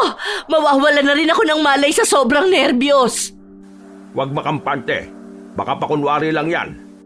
Cherry, anak, Diyos ko, ayos ka lang ba? Okay ka lang ba dito sa likod ng pinto? Junjun, hawakan mo nga tong asin. Bigla silang natigilan ng may malaking ibon sa loob ng kwarto at mabilis na lumipad palabas ng bintana, dahilan para mabasag ang salamin nito. Paglingon nila kung saan nakahilata si Linda, ay wala na ito. Patuloy na umiyak si Cherry dahil sa takot. Nay, nawala siya! Babalik ba siya? Diyos ko, baka balikan pa ako ng halimaw na yun. Hindi ko alam, Ma'am Cherry. Hindi na siya babalik at hindi na rin siya makakabalik. Sigurado po ba kayo, Sir Elmer? Oo, sigurado ako, Junjun. Alam na namin kung sino ang aswang at alam ni Linda na buong baryo na ang magiging kalaban niya. Sana nga hindi na siya bumalik pa. Natatakot na ako. Huwag ka mag-alala, Cherry. Kukuha ko ng taong magbabantay sa iyo habang wala pang asawa mo. Kung ganun, edi, pwede na palang huminga. Oo, Rosa. Ngayon, kailangan na nating ayusin ang lahat dito sa bahay. Tapos na ang pangangambala ng aswang na yun dito. Ay, salamat naman kung ganun. Sa gabing yun, mabigat pa rin ang pakiramdam sa bahay dahil sa nangyari. Hindi pa rin makapaniwala si Aling Rosa na aswang pala si Linda. Ngayon niya naintindihan kung bakit kakaiba ang kilos nito nung nalaman niyang uuwi na sila kinabukasan. Kaya rin pala halos sisirain ni Linda ang wedding dress para mapatagal sila sa bahay at para makahanap ng pagkakataon na aswangin si Cherry. Kung hindi dahil kay Junjun, baka hindi nila nalaman ang totoo. Umiling na lamang siya sa sarili at muling nag-focus sa pagtatapos na ayusin ang wedding dress. Kinabukasan, masayang binalita ni Aling Rosa at Junjun kina Ma'am Cherry na tapos na nila ang pag-aayos ng damit. Kahit kitang-kita sa mukha ni Ma'am Cherry na hindi pa nakaka-recover sa nangyari nung gabi, pero ngumiti ito nang makita ang dress. Niyakap ni Ma'am Cherry si Aling Rosa na mahigpit. Aling Rosa, Junjun, ang ganda ng gawa niyo. Maraming salamat po talaga. Parang bago po ulit ang wedding dress. Ay, Ma'am Cherry, wala po yun. Ginawa lang po namin ni Junjun ang trabaho namin. Anong meron? Papa, yung wedding dress tapos na po. Tingnan niyo po, Papa, oh. Ang ganda nga, anak. Ang galing nyo talaga, Rosa. Junjun, hindi namin pinagsisisihan na nagtiwala kami sa inyo. Oo, at kung okay lang po sa inyo, Aling Rosa, kung may kailangan pang tahiin sa susunod, kayo na po agad ang tatawagan namin. Ay hala, maraming salamat po, Ma'am Cherry. Kahit may nangyari kagabi, sobra-sobra po ang saya ko ngayon. Alam kong protektado ako ng bodyguards ko, ng papa ko at ng asawa ko. Tapos, maayos na ang wedding dress ko. At narinig ko rin, wala na si Linda sa bahay nila. Lahat ng tao sa baryo, alam na ang nangyari at galit na sa kanya. Kaya sigurado kong hindi na siya makakabalik pa rito. Mabuti naman po kung ganon, Sir Elmer. Mas ligtas na si Ma'am Cherry at ang bata sa sinapupunan niya. Salamat po talaga, Aling Rosa. Sigurado akong masaya rin si Mama sa langit dahil sa tulong niyo. Kami po dapat ang magpasalamat sa inyo, Ma'am Cherry, Sir Elmer. Dahil po sa inyo, makakapag-aral na ulit si Junjun. Malaki rin po kasi ang ibinayad ninyo sa amin. Sapat lang ang ibinayad namin dahil sa husay ng inyong ginawa. Junjun, anong kurso ba yung kinuha mo? Civil engineering po, Sir Elmer. Ay, ang galing. Ang talino mo pala talagang bata ka. Ababa, dahil dyan ipapakilala kita sa kaibigan kong kasama ko sa pagbibigay ng scholarship. Para maisama ka sa mga estudyanteng tinutulungan ng grupo na makatapos sa kolehiyo. Konting tulong lang ito. At bilang pasasalamat na rin sa pagtulong nyo sa amin. Gusto ko ang mga kagaya mong nagpupursige sa buhay. Kayo ang dapat na tulungan. Hala, maraming salamat po talaga, Sir Elmer. Sobrang laking tulong na po yan sa amin. Maraming salamat po, Sir Elmer. Mag-aaral po talaga ako mabuti. Walang anuman yon, Junjun. Mabait at matulungin kang bata. O siya, gusto rin namin kayong magpahinga muna ngayon, ha? Kung gusto nyong mamasyal, okay lang din. Tama po si Papa, Aling Rosa. Bukas na lang po kayo umuwi. Kami na po ang maghahatid sa inyo pabalik sa bayan nyo. Sumabay ho kayo sa amin dahil may mga kakausapin din kaming kaibigan na sa bandaro ng daan ng lugar nila. Iimbitahan kasi namin sila sa kasal ko. Maraming salamat po. O sige, maiwan na muna namin kayo, ha? Kailangan ko pang dalhin sa doktor tong si Cherry para sa check-up niya. Maraming salamat po ulit sa inyo, Ma'am. Sir, mag-iingat po kayo. Ayos pa lang karansan natin dito bilang mananahin ay. Nagkatrabaho na tayo, nakaranas pa ng duwende at aswang, at nagkaroon pa ako ng scholarship. Di bali na pala na may ganun. Kung swerte naman pala ang kapalit. Loko ka talagang bata ka, pero sobrang swerte ko rin sa'yo. Wow, ang sweet mo naman po, Nay. Ay, tingnan nyo, oh. May prutas na lumulutang. Uy, aba, papunta sa atin? Bigay siguro yan ng mga duwende sa atin, anak. Mababait kasi tayo eh. Uy, wow! Sila pala yung mas sweet kesa sa inyo, Nay. Nagtawanan na pabalik ng kwarto sina Aling Rosa at Junjun. Nag-uusap lang sila kung saan nila gustong mamasyal. Sa kabila ng mga nangyari, hindi nagsisisi si Aling Rosa sa pagtanggap ng trabaho at pagtulong sa mag-ama. Mas nakakataba ng puso niya na makita silang masaya sa kanilang ginawa. Huminga siya ng malalim at tiningnan ng anak niyang si Junjun na kumakanta pa sa saya. At napangiti na lang siya habang pinagmamasdan nito. Lumipas ang ilang buwan at ang pangakong scholarship ni Sir Elmer ay hindi nito kinalimutan. Kaya nakapagpatuloy sa pag-aaral si Junjun. Hindi makalimutan ng mag-ina na palaging magpasalamat sa kabutihan ng mag-ama. Mga kabangers, mga kayanggaw, bago tayo magwakas, huwag niyo pong kalimutan na mag-subscribe sa channel na ito ha. Ang channel ng Pamela Clamil. Dito po regular po tayo na nagnanarrate as Kabanong or minsan, ang boses po ni Lolo Pael. Pero ako lang rin po pareho yun. So sana po mag-subscribe kayo, mag-like, at huwag niyo rin po makalimutan mag-comment ha. At syempre, mas maganda kung masishare nyo rin po. Maraming salamat. Hanggang sa susunod na kwento. Wakas.